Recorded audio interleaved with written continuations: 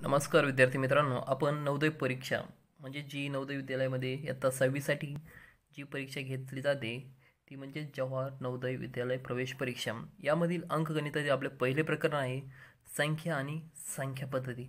जर आपण चॅनलवर नवीन असाल आणि चॅनलला अजूनपर्यंत जर सबस्क्राईब केलं असेल चॅनलला सबस्क्राईब नक्की करा आणि साईडचं जे घंटीचं बटन आहे ते पण दाबा. पहा, संख्या स्थानिक किंमत. आता स्थानिक किंमत कशाला म्हणतात तर कोणत्याही संख्येतील प्रत्येक अंकाची स्थानिक किंमत ही त्या संख्येतील त्या अंकांच्या एकक, दशक, शतक स्थान अशा स्थानावरून ठरते. म्हणजे प्रत्येक अंकाची स्थानिक किंमत ही काय असते तर वेगवेगळी असते. त्यानंतर आहे दर्शनी किंमत. आता दर्शनी किंमत कशाला म्हणतात तर अंकाची जी किंमत दिसते तीच काय असते तर दर्शनी किंमत. थोडक्यात इथे पाहू, उदाहरणार्थ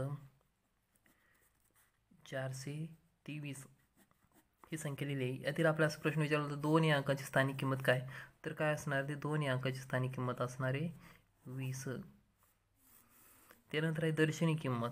आता अंकाची जी किंमत असते तीच दर्शनी किंमत असते. उदाहरण यामध्ये पण हेच उदाहरण घेऊ सेम 423 यामध्ये 2 अंकाची दर्शनी किंमत काय आहे तर 2च असणार आहे.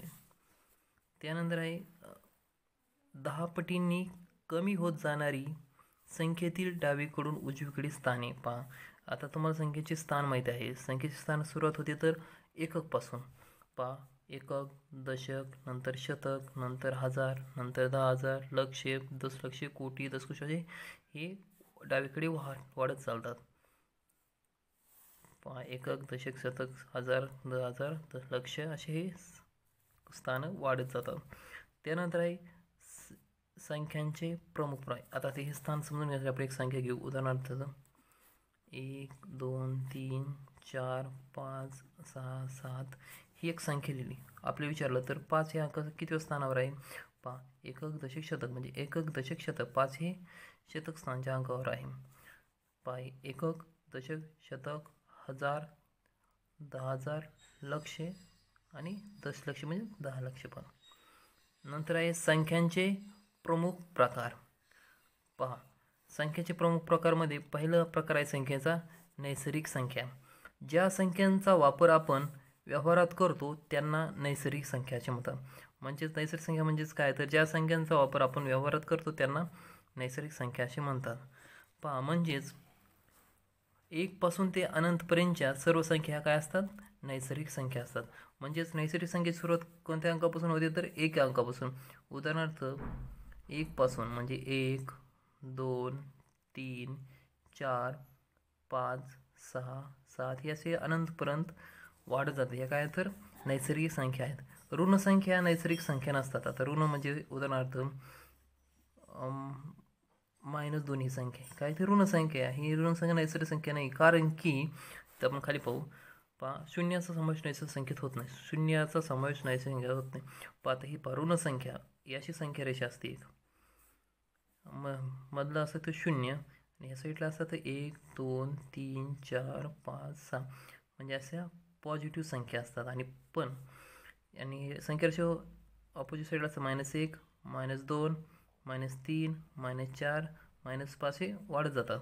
पहा, इथं पाहिले म्हणजेच 1 पासून ते अनंत संख्या काय तर नैसर्गिक संख्या. म्हणजे नैसर्गिक संख्या सुरुवात कुठून होती 1 पासून. इकडे येण्याचा काही संबंध आहे का नाही. म्हणून ऋण संख्या नैसर्गिक संख्या नसतात आणि शून्याचा समावेश पण नैसर्गिक संख्येत होत नाही. शून्य कुठे मिळत असताना म्हणून शून्याचा समावेश पण नैसर्गिक संख्येत होत नाही.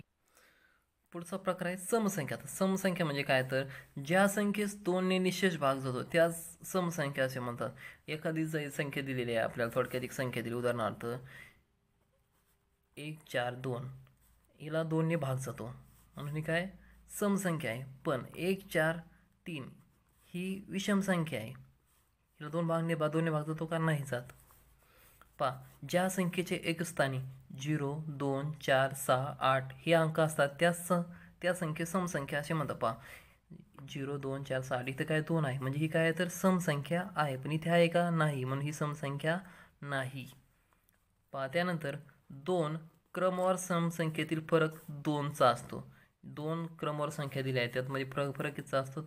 उदाहरणार्थ 2 4 6 8 10 यामध्ये 2 क्रमवार संख्येमध्ये कितीचा फरक आहे 2चा फरक 2 2 4, 4 2 6, 6 2 8 आणि 8 2 10, म्हणजेच 2 क्रमवार समसंख्येत कितीचा फरक असतो तर 2चा फरक असतो. त्यानंतर क्रमवार म्हणजेच काय तर लागोपाठ, म्हणजे हे बघा 2च्या खाली काय 4 आहे, 4च्या खाली 6. क्रमवार म्हणजेच लागोपाठ. 1 ते 100 मध्ये 50 समसंख्या असतात. 1 ते 100 या अंकामध्ये जवळपास किती 50 समसंख्या असतात. त्यानंतरचा प्रकार आहे विषम संख्या. तर विषम संख्या म्हणजे काय तर ज्या संख्येस 2ने निशेष भाग जात नाही त्यास विषम संख्या असे म्हणतात. उदाहरणार्थ आपण इथे एक संख्या पाहिली अगोदर. उदाहरणार्थ काय 1 4 3, यास 2ने निशेष भाग जातो का नाही, त्यामुळे त्यास विषम संख्या असे म्हणतात. त्यानंतर दुसरी एक व्याख्या आहे ज्या संख्येला 2ने भागले असता बाकी 1 उरते त्या संख्येस विषम संख्या असे म्हणतात. त्यानंतर आहे ज्या संख्येच्या एकस्थानी 1 3 5 7 9 हे अंक असतात त्यांना विषम संख्या असे म्हणतात. इथे काय तर 3 आहे, म्हणजे इथे काय 3 म्हणजे काय तर विषम संख्या आहे. आणि 1 ते 100 मध्ये पण किती विषम संख्या असतील 50 विषम संख्या आहेत. किती 50 विषम संख्या आहेत.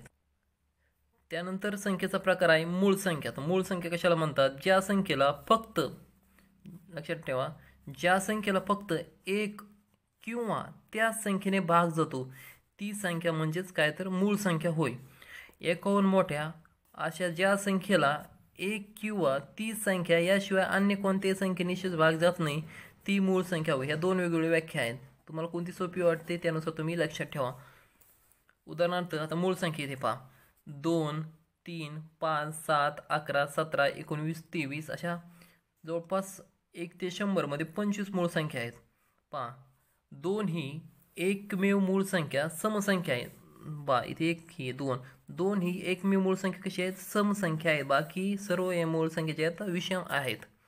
बाकीच्या सर्व मूळ संख्या काय आहेत विषम आहेत. आपण पाहिले 0 व 1 या मूळ संख्या नाहीत. 1 ते 100 मध्ये जे आहेत 0 व 1 या मूळ संख्या नाहीत. ज्या संख्या मूळ संख्या नाहीत त्यांना संयुक्त संख्या असे म्हणतात. ज्या संख्या मूळ संख्या नाहीत त्यांना काय म्हणतात तर संयुक्त संख्या म्हणतात. उदाहरणार्थ 4 6 8 9 10 या काय तर संयुक्त संख्या आहेत. एक ही मूळ संख्याही नाही तसेच संयुक्त संख्याही नाही. गतवर्षी म्हणजे गेल्या वर्षी 2019 साली नवोदय परीक्षेमध्ये यावर एक प्रश्न विचारण्यात आला होता का. एक ही मूळ संख्याही नाही तसेच संयुक्त संख्याही नाही. त्यानंतर आहे 0 ही विषम संख्या, 0 ही संख्या समही नाही अथवा विषम नाही. म्हणजे 0 पण संख्या समही पण नाही आणि अथवा विषम पण नाही. यावर पण क्वेश्चन आलेला आहे. मूळ संख्या 1 ते 100 मधील मूळ संख्या संख्या आणि मूळ संख्या. 1 ते 10 मध्ये 2 3 5 7 म्हणजे 4 मूळ संख्या आहेत. त्यानंतर 11 ते 20 मध्ये 11 13 17 19 किती मूळ संख्या आहेत 4. 21 ते 30 दरम्यान 23 29 2 मूळ संख्या आहेत. त्यानंतर 31 ते 40 मध्ये 2, 41 ते 50 या दरम्यान 3 मूळ संख्या आहेत. 51 ते 60 मध्ये 2 मूळ संख्या आहेत. 61 ते 70 मध्ये 2, 71 80 मध्ये 3, 81 ते 90 मध्ये 2 म्हणजे 83 आणि 89 आणि 91 ते 100 मध्ये जवळ किती फक्त 1 मूळ संख्या आहे. ती कोणती तर 97. 1 ते 100 पर्यंत एकूण 25 मूळ संख्या आहेत. किती मूळ संख्या आहेत तर 25 मूळ संख्या आहेत. 1 ते 100 मध्ये किती 25 मूळ संख्या आणि 74 संयुक्त संख्या आहेत. 74 काय तर संयुक्त संख्या आहेत. दुसरी कन्सेप्ट आहे जोड मूळ संख्या. जोड मूळ संख्या कशाला म्हणतात तर ज्या दोन क्रमवार मूळ संख्यामध्ये 2चा फरक आहे त्यांना काय तर जोड मूळ संख्या असे म्हणतात. ज्या दोन क्रमवार मूळ संख्या आहेत त्यांनाच काय क्रमवार म्हणजेच काय आपण पाहिलं होतं लागोपाठ येणारी संख्या. काय तर लागोपाठ येणारी संख्या तिलाच काय क्रमवार संख्या असे म्हणतात.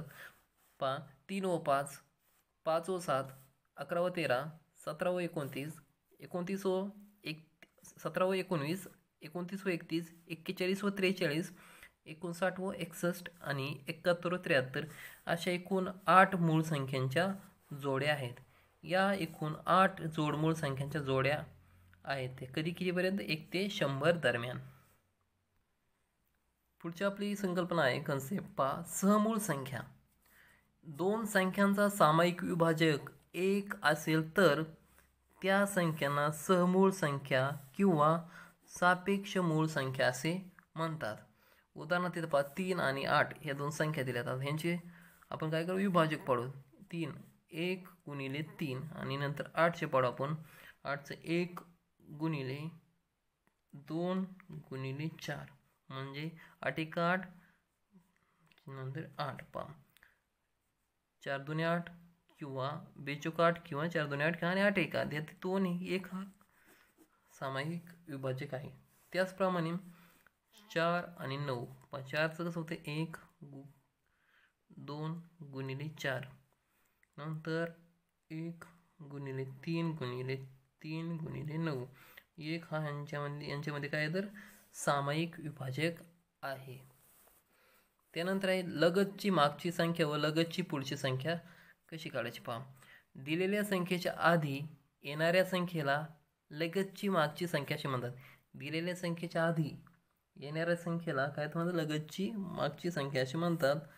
उदाहरणार्थ 23 व 24 आधी येणारी संख्या आहे. 23 ही 24च्या आधी येणारी संख्या आहे.